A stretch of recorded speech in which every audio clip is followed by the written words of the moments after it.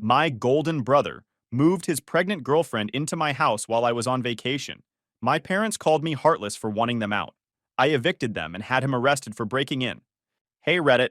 So my brother decided to move his pregnant girlfriend into my house while I was out of town. No permission asked, no heads up, nothing. Just straight up helped himself to my property like it was an all-you-can-squat buffet. When I told him to get out, my parents called me heartless. When he tried breaking in later, I had him arrested. Buckle up because this family drama is about to get wild. I'm 28, work in commercial real estate sales, and I've been financially independent since I was 19. My younger brother Ethan is 26, works part-time at a vape shop when he feels like showing up, and has been financially dependent on our parents since forever. The difference between us isn't just our work ethic, though. It's how our parents have treated us our entire lives. Before I get into the main story, you need to understand the family dynamic I grew up with because context matters here. The golden child favoritism in my house wasn't subtle. It was so blatant that teachers, neighbors, and extended family all noticed it. When I was 8 years old, I saved up my allowance for months to buy this remote control helicopter I'd been wanting. Finally got it. Played with it for maybe 2 days before Ethan broke it. He was 5, grabbed it off my desk, and crashed it into the garage door. Thing shattered. When I got upset, my parents told me accidents happen and that I needed to learn to share. No replacement, no consequences for Ethan. That same year, Ethan wanted this expensive Lego set. My parents bought it immediately. When he lost half the pieces within a week, they bought him another one. Different rules for different kids. Middle school was more of the same. I got straight A's and got a good job at dinner. Ethan brought home 3 C's, 2 D's, and a B- in gym, and my parents took him to his favorite restaurant to celebrate how hard he tried. High school amplified everything. I joined debate team, worked at a restaurant, and maintained a 3.9 GPA. Ethan barely graduated with a 2.1. When I graduated, my parents said parties were too expensive. 3 years later, Ethan's graduation had catered dinner, a DJ, and 80 people in our backyard. My mom said, "Your brother needs more encouragement than you did."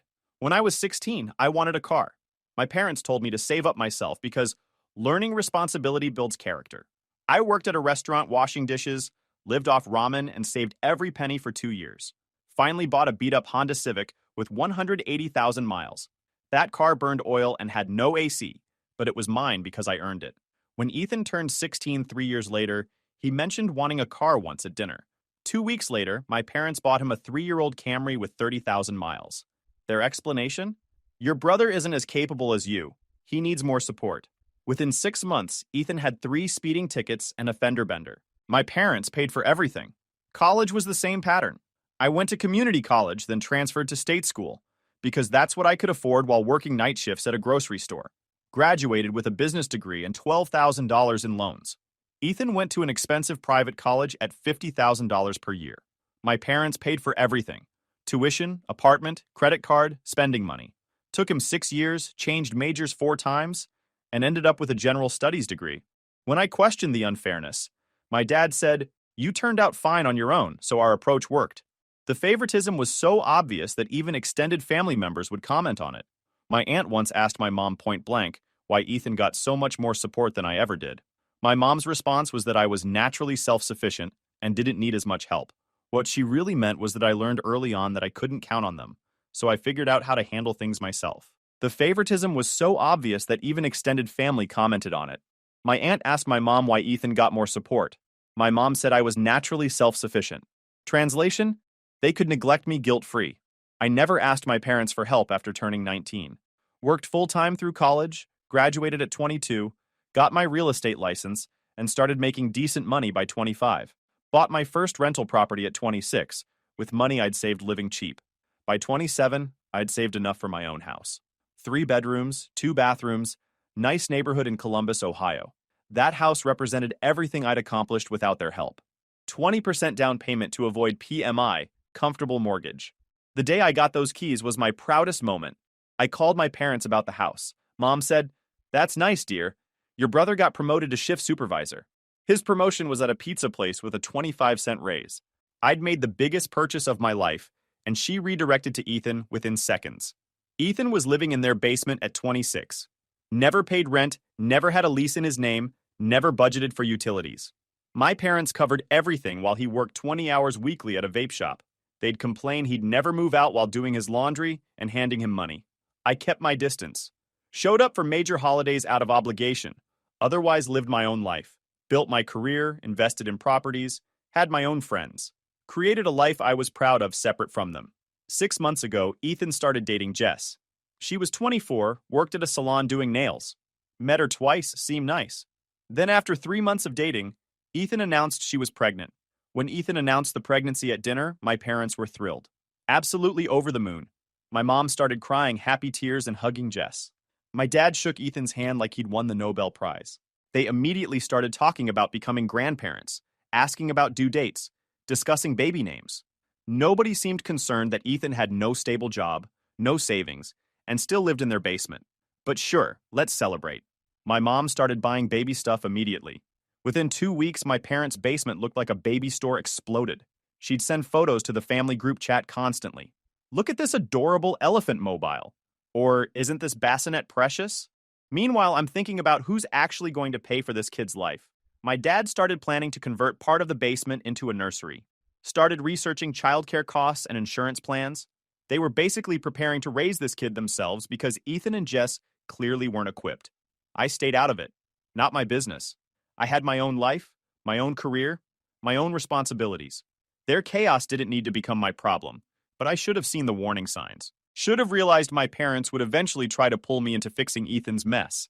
About 4 months into the pregnancy, Jess's parents kicked her out. The whole religious disapproval thing escalated. They told her she was an embarrassment and needed to leave. She moved into my parents' basement with Ethan. Now my parents had their 26-year-old son, his pregnant girlfriend, and an impending baby all under one roof.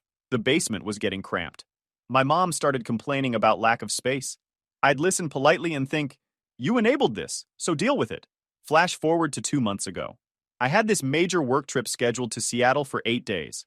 One of my biggest potential clients was based there, a development company looking to invest in commercial properties across the Midwest.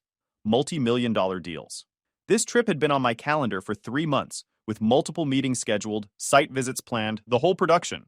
Potentially career-defining stuff. I spent 2 weeks preparing, created detailed presentations, researched comparable properties, built financial models. This client could set me up for years if I landed them. Before leaving, I did my usual travel routine.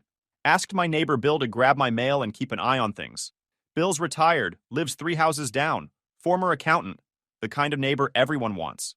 Set my lights on timers, made sure bills were on autopay, set my Ring doorbell to send notifications. Standard procedure. Here's my mistake. I have a spare key at my parents' place. It's been there since I bought the house for emergencies only. Like if there's a pipe burst while I'm gone, they can let emergency services in. Never had a problem with it in 2 years. That spare key became the source of all this mess. I should have seen this coming. Should have realized that emergency access meant they could give Ethan access. But I trusted them not to cross that line. I flew out Sunday afternoon. Direct flight. Got in around 6 p.m. Checked into my hotel downtown, reviewed notes, went to bed early. First meeting was Monday at 9 a.m. The week went incredibly well work-wise. Monday's initial meeting went great. Client loved my research. Tuesday, I did site visits to 3 properties they were considering. Wednesday was financial modeling reviews. Thursday, we had lunch with their full investment team, and I presented my comprehensive proposal. Friday was follow-up discussions and contract negotiations. By Friday afternoon, I was 90% sure I'd landed them, a deal that would triple my commission income for the year. I was so focused on work I barely checked my phone except for client communications. When you're trying to close a deal this big, everything else fades. I'd glance at my Ring doorbell notifications occasionally and see normal stuff. Delivery trucks, neighbor kids, Bill checking my mailbox. Nothing concerning. Friday evening around 8 p.m., my phone rang. Bill. The second I saw his name, my stomach dropped. Bill never called unless something was wrong. Hey man, hope I'm not interrupting your trip. No, it's fine. What's going on? I grabbed your mail like you asked, but I wanted to check something. There are cars in your driveway, parked there, and I've seen people going in and out of your house the last few days. Figured maybe you had family staying there and forgot to mention it? My brain completely stopped. People. In my house. Going in and out. Bill, nobody is supposed to be at my house. Nobody has permission to be there. Silence for a few seconds. Well, there's definitely people there. I saw a young couple unloading stuff from a U-Haul on Tuesday. Moving boxes, furniture, all kinds of things. I almost came over to say hi, but then figured I should check with you first. Tuesday. They'd moved in Tuesday. I'd been gone since Sunday. Within 48 hours of me leaving, someone moved into my house. Can you see them right now? Are they there? Let me look. I heard Bill walking, probably to his front window. Yeah, there's a car in your driveway. Lights are on in your house. Looks like someone's home. I opened my Ring doorbell app right there in the hotel lobby, where I'd stopped to take this call. Started scrolling through the notifications I'd been ignoring all week. Tuesday at 11:47 a.m., my front door opens. The video shows it clear as day. There's Ethan, big smile on his face, spare key in his hand like he owned the place. Behind him is Jess, visibly pregnant in a maternity top, carrying shopping bags. Both of them acting like this was completely normal. I scrolled through more videos, my anger building with each new clip. 11:52 a.m. Ethan's making another trip with a box labeled kitchen stuff. 12:15 p.m. Jess is carrying in what looks like clothes on hangers. 12:43 p.m. Both of them dragging in a mattress. 1:30 p.m. Ethan's coming back with more boxes. 2:15 p.m. They're unloading what appears to be baby furniture from the U-Haul. This wasn't them stopping by or checking on the house. This was a full coordinated move. They'd rented a U-Haul, packed up their stuff, and moved into my house like they'd planned this for weeks. The level of premeditation made it so much worse. I told Bill I'd call him back and hung up. Stood there in that hotel lobby, feeling like I'd been punched in the gut. All week I'd been working my tail off, closing this huge deal, building my career, and meanwhile my brother was stealing my house. Not borrowing it, not asking to stay there temporarily. Stealing it. My hands were shaking when I called Ethan. It rang 4 times before he answered all casual, like nothing was wrong. Hey bro, what's up? How's Seattle? What's up? What's up? Why are you in my house? He didn't even hesitate. Didn't apologize or sound caught. Just launched into his explanation like it was the most reasonable thing in the world. Oh yeah, meant to text you about that. Things got crazy over here. Jess's parents kicked her out last week. The whole religious thing really escalated. They told her she was an embarrassment to the family and that she needed to leave immediately. It was pretty brutal, man. She was crying. They wouldn't even let her take half her stuff. Just threw her out. Super messed up situation. Okay, and how does that lead to you being in my house? Well, Mom and Dad's basement is getting really crowded with all the baby stuff. There's barely room to walk down there anymore. And Jess has been stressed, which isn't good for the baby. The doctor said she needs to avoid stress as much as possible. So we figured we'd crash at your place for a bit since you travel for work so much. You weren't using the space anyway. It's actually perfect timing because you're gone and we needed somewhere quiet. Plus, your place is bigger than Mom and Dad's basement, and Jess can actually set up the nursery properly. Win-win situation, right? I took a deep breath. Tried to stay calm even though I wanted to reach through the phone and shake some sense into him. Ethan, that's my house. You can't just move into someone's house without permission. Did it occur to you to maybe call me and ask first? Dude, relax. It's not that big of a deal. We'll take care of the place. Actually, we already mowed your lawn because it was getting kinda long. And Jess cleaned your bathrooms. They were pretty gross, man. When's the last time you scrubbed your shower? We're being good tenants here. Tenants. He called them tenants. Like this was some official arrangement instead of breaking and entering. You need to leave. Today. Right now. He laughed. Actually laughed at me. Dude, Jess is 7 months pregnant. She's huge. We can't just pack everything up and move again. That's dangerous for her and the baby. The doctor specifically said she shouldn't be doing heavy lifting or getting too stressed. You want us to risk her going into early labor? That's on you then. Besides, we just got settled in. I already changed my address with the post office, so my mail comes here now. Set up bill payments to your address. The whole thing. Just let us stay until we figure something else out. You're being unreasonable. How long is until you figure something else out? I don't know, man. Maybe a few months after the baby's born? We need time to save up first and last month's rent for our own place. That takes a while, especially with baby expenses coming. You know how it is. Actually, you probably don't know how it is because you don't have kids. But trust me, it's expensive. We're trying to be responsible and save money before we move out on our own. A few months after the baby's born? Ethan, that's like 6 months minimum.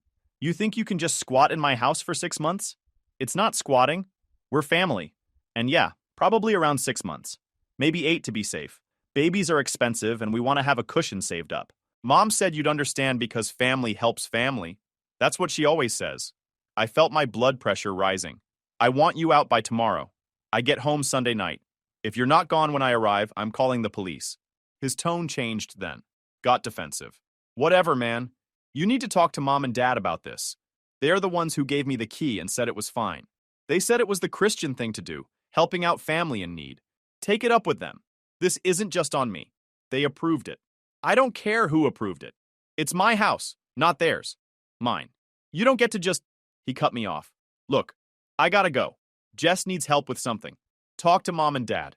They'll tell you you're being unreasonable about this. Later, he hung up. I immediately called my parents. My mom answered.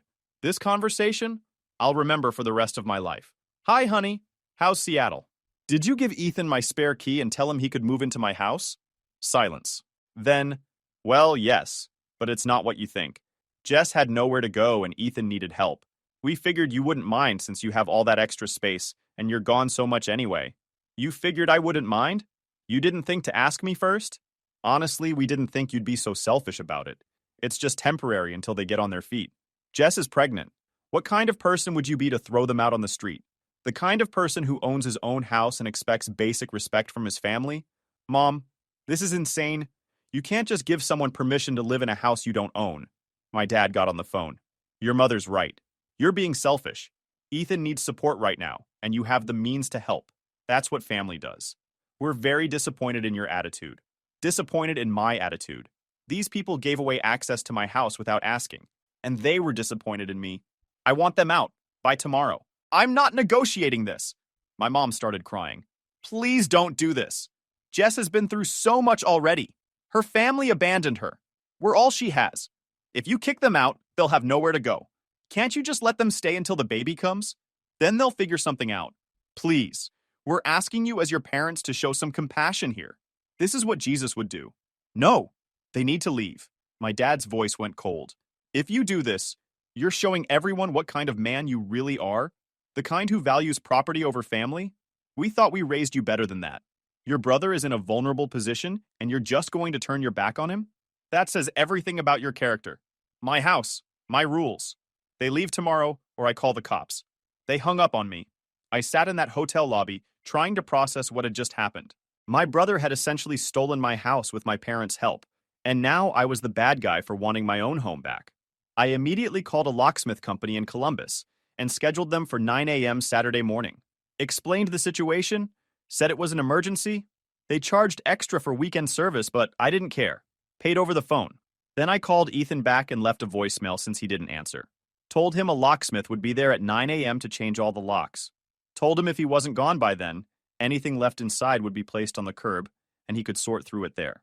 Then I called Bill back. Asked if he could be present during the lock change to witness everything. Bill agreed immediately. Said he'd take photos and videos of the whole process just in case things got messy. Good man. Next, I booked an early flight home for Saturday morning instead of Sunday evening. If they were going to play games, I wanted to be there in person to make sure my house wasn't trashed on their way out. Changed my flight online, packed my bags that night, barely slept. Ethan called me back around midnight. You're seriously going to change the locks? Where are we supposed to go? Not my problem. You created this situation. Figure it out. Jess is pregnant. She can't be moving heavy boxes and sleeping on someone's couch. Have some humanity. I have plenty of humanity. What I don't have is patience for people who steal my house. You never asked permission. You just took what you wanted because that's what you've always done. Mom and dad have enabled you your whole life. That ends now. I'm not them. This is unbelievable. You know what? Fine. We'll leave. But don't come crying to us when you need family support someday. Don't expect to be part of this kid's life. Don't expect invites to holidays. You're choosing property over your own nephew or niece. Hope it's worth it. It's my house, not property. My house. And yeah, it's absolutely worth keeping people out who don't respect basic boundaries. He hung up again. My phone started blowing up immediately. Texts from my mom, my dad, even my aunt who somehow heard about this within minutes. All of them calling me heartless, selfish, cruel. My mom sent me a paragraph about how Jess was sobbing uncontrollably, and Ethan was so stressed that it wasn't healthy for the baby. How could I do this to them? Didn't I care about family?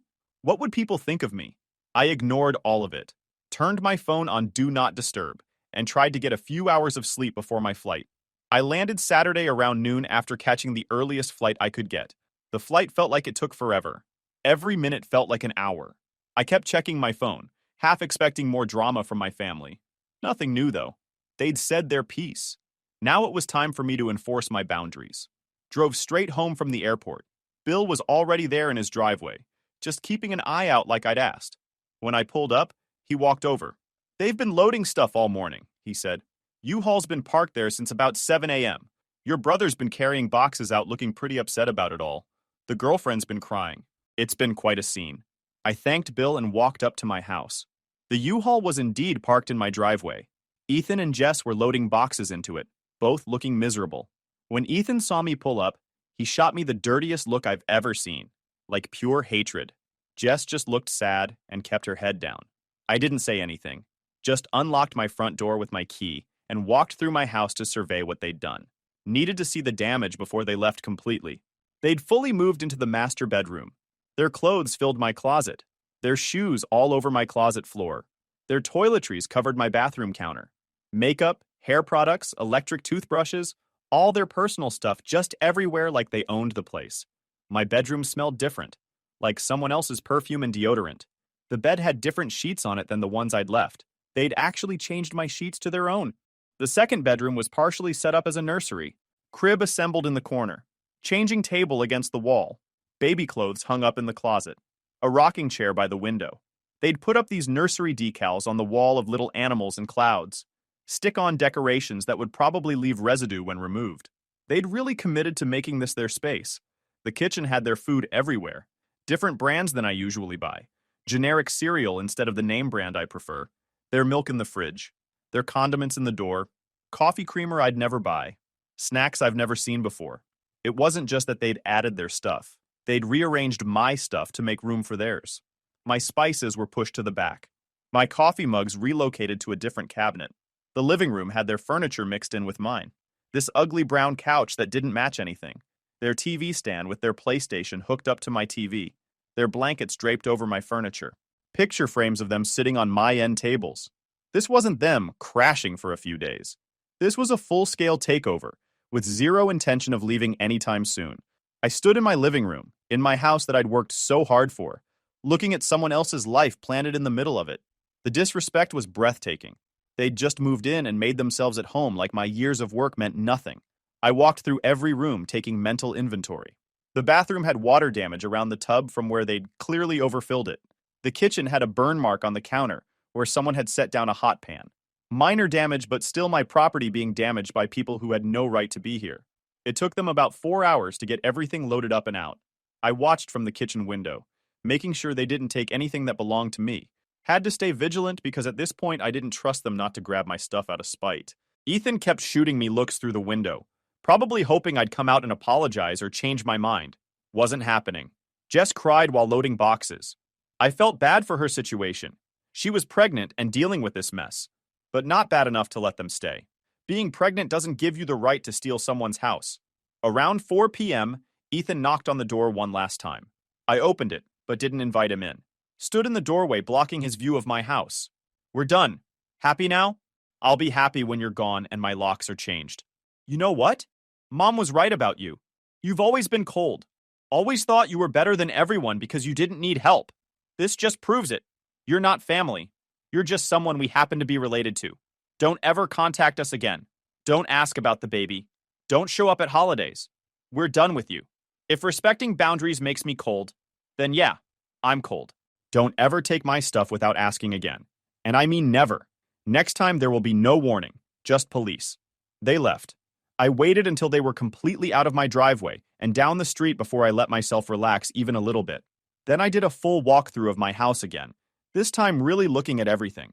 They'd left it relatively clean, surprisingly. A few scuffs on the walls where they'd moved furniture, but nothing major. The nursery room was completely bare now, which honestly was the saddest part. That room had potential for so many things, but they'd turned it into a reminder of family dysfunction. I spent the rest of the weekend deep cleaning everything. Changed my sheets, scrubbed the bathroom, scrubbed that burn mark off the counter, reorganized my kitchen exactly how I had it before. Needed to reclaim my space completely. It felt violated, having someone else living in it without permission. Every surface they'd touched needed to be cleaned. Took down those nursery decals. Most came off clean, but a few left sticky residue that I had to scrub with rubbing alcohol. Moved all my furniture back to exactly where it was before. Reorganized my closet. Put my coffee mugs back in the right cabinet. Every single thing needed to go back to how I had it. By Sunday evening, my house felt like mine again. Clean, organized, exactly how I wanted it. But I still felt on edge. Like they might come back any time. Monday morning, the locksmith came right at 9 a.m. as scheduled. Changed everything. Front door, back door, garage door. New keys, new deadbolts, new locks on everything. That spare key my parents had was now completely useless. Cost me $400, but worth every penny for peace of mind. I stood there watching the locksmith work, feeling this sense of relief wash over me. They couldn't get back in now. Even if they tried. Even if my parents gave them the old key again, it wouldn't work. My house was secure. My parents called that afternoon. My dad went off immediately before I could even say hello. The locks? Really? You changed the locks like we're criminals? Like we can't be trusted? You gave my spare key to someone without permission. What did you expect? That I'd just let you keep access after you violated my trust like that? We expected you to act like family. We expected you to have some compassion for your brother's situation. Instead, you threw your pregnant sister-in-law out on the street like she was trash. What kind of man does that? Stop calling her my sister-in-law. They've been dating for 6 months. And I didn't throw anyone out on the street. They moved into my house without asking. Huge difference. One is me defending my property. The other would be me being cruel. Learn the distinction. My mom got on the phone. She was crying. Again with the crying. Ethan and Jess are staying with us now. Our basement isn't set up for a baby. This is so stressful for everyone. The baby could come any day now, and we don't have room for all of them. If you could just let them stay in your house until they find something affordable, it would solve everything. You're there alone in that big house. They'd be helping you with utilities and everything. It's a win-win. No. The answer is no. This conversation is over. Fine. Don't expect us to be there for you when you need help someday. Don't expect birthday calls or Christmas cards. You've made your choice and we're making ours. I've never expected anything from you anyway. I learned that lesson a long time ago. I hung up. Blocked my parents' numbers for a while because I couldn't deal with the constant guilt tripping. Blocked Ethan too. Blocked my aunt's number when she started sending me guilt trip texts too. Needed complete space from all of them to process this and move on. 3 weeks went by. Quiet weeks. I worked, came home, enjoyed my house in peace, didn't hear from any family. Started thinking maybe this was the new normal. Then, one night around 10 p.m., I'm watching TV and hear someone trying to unlock my back door. Not knocking. Actively trying to use a key. My heart started pounding. I grabbed my phone and pulled up my Ring camera app. There's Ethan on my back porch, trying to jam the old spare key into the new lock. He's turning it, jiggling it, trying to force it, getting more aggressive with each failed attempt. Then he pulls the key out, examines it like maybe he grabbed the wrong one, tries again. Still doesn't work. He starts swearing under his breath. I can see his face on the camera, frustrated and determined.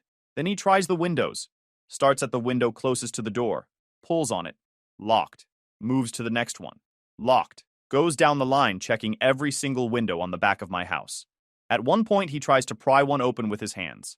When that doesn't work, he looks around my back porch like he's searching for something to use as leverage. This isn't someone trying to talk. This is someone trying to break in. I called 911. There's someone trying to break into my house right now. The dispatcher kept me on the phone. Are they still there? Can you describe them? It's my brother. He moved into my house without permission 3 weeks ago. I evicted him and changed the locks. Now he's back trying to get in. Stay inside and away from the doors and windows. Officers are on their way. I watched through the app. Ethan moved to the side of the house now, checking those windows. Then he came around to the front door. Tried the old key again. Same result. Key doesn't fit the new lock. He started banging on the door with his fist. I know you're in there. Open up. We need to talk. I didn't respond. Just kept watching through the camera and waiting for the police. My hands were shaking, but I stayed quiet. He banged harder. Come on, man. Just let me in. We need to figure this out. Jess just had the baby and we need help. Open the door. Still didn't respond. He tried the doorbell multiple times, then went back to banging. At one point, he kicked the door. I made sure the Ring recorded all of it. 2 officers showed up within 8 minutes. I watched them pull up, get out of their patrol car, approach Ethan on my porch. He was still banging on my door when they walked up behind him. Sir, step away from the door. Ethan jumped, spun around. Oh, thank God you're here. My brother locked me out. I need to get my stuff. Is this your residence? No, but it's my brother's house. I'm family. I was staying here and he locked me out while I was gone. That's illegal, right? He can't just lock me out. Do you have permission to be here tonight? I shouldn't need permission. He's my brother. I was living here. Does the homeowner want you here right now? Ethan hesitated. Look, we had a disagreement, but I just need to talk to him. If you could just get him to open the door. The officers walked up to my door. I opened it. Are you the homeowner? Yes, that's my brother. He moved into my house without permission 3 weeks ago while I was out of town. I had to evict him. Changed all the locks. Now he's back trying to break in. I've got video of everything on my Ring camera. One officer looked at Ethan. Sir, is what he's saying true? Did you move in without permission? Ethan's face changed. That's not... Look, it's complicated. He's my brother. Family doesn't need permission. And I didn't break in, I used a key. A key that doesn't work anymore because I changed the locks, I said. I've got footage of him trying to force windows open. Do you want him arrested? I looked at Ethan. He was staring at me with this mixture of anger and disbelief, like he couldn't believe I'd actually do this. Like being family meant he could do whatever he wanted and face zero consequences. Yes, I want him arrested. The officer nodded. Sir, turn around and place your hands behind your back. You're under arrest for attempted breaking and entering. Ethan's face went red. Are you serious right now? He's my brother. This is family business. You can't arrest me for trying to get into my brother's house. You don't have permission to be here. You attempted to gain entry to a residence that's not yours. That's attempted breaking and entering. Turn around. This is insane. My girlfriend just had a baby. We need help and he's doing this? What kind of person arrests their own brother? The officer reached for his cuffs. Sir, turn around now, or you'll also be charged with resisting. Ethan finally turned around. They cuffed him right there on my front porch. Read him his rights while he kept shouting about how unfair this was, and how I was ruining his life, and how could I do this when Jess was pregnant, and they had a newborn and needed help. The officers weren't interested in the drama. They just did their job. One of them asked me if I wanted to press charges. I said yes, asked if I needed to come to the station. They said no. They'd file the report, and someone would contact me.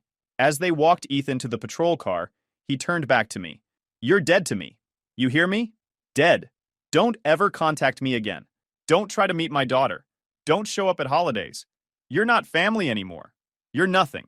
I watched them put him in the back seat. Watched the patrol car drive away with him inside. Stood on my porch in the night air for a few minutes, processing what just happened. Bill came over to give a statement. Told the police about the original unauthorized move-in. Confirmed he'd witnessed tonight's break-in attempt. Made the case airtight. My parents found out within hours. Mom called from a different number, hysterical. Ethan is in jail. They set his bail at $5,000. We had to pay a bondsman. You had your own brother arrested. He tried to break into my house. He was just trying to talk to you. So he committed a crime. That was his choice. This is going on his record. How is he supposed to support his family with a criminal record? Should have thought about that first. Dad grabbed the phone. You've crossed a line. Pressing charges against your own brother?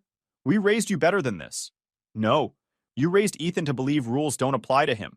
You raised me to rely on myself. You succeeded at both. Don't call here again. Don't come to family gatherings. Ethan's child will grow up knowing they have grandparents who love them and an uncle who abandoned them. Sounds good. I hung up. Block that number too. Haven't spoken to them since. Ethan went to court 2 months later. I showed up with all my Ring footage, Bill's statement, and my eviction documentation. The prosecutor said it was one of the clearest cases he'd handled. Ethan pled guilty to attempted criminal trespass. Got a year of probation, a fine, and a restraining order keeping him 500 feet from my property. My parents didn't attend the hearing, neither did Jess. Ethan showed up with a public defender and accepted the plea deal. Looked miserable the whole time. The baby was born 3 weeks ago. I know because my aunt texted me a photo. She's the only family member still talking to me. She said Jess and Ethan are still in my parents' basement. Money's tight. Ethan lost his vape shop job because of the criminal record. He's doing food delivery now.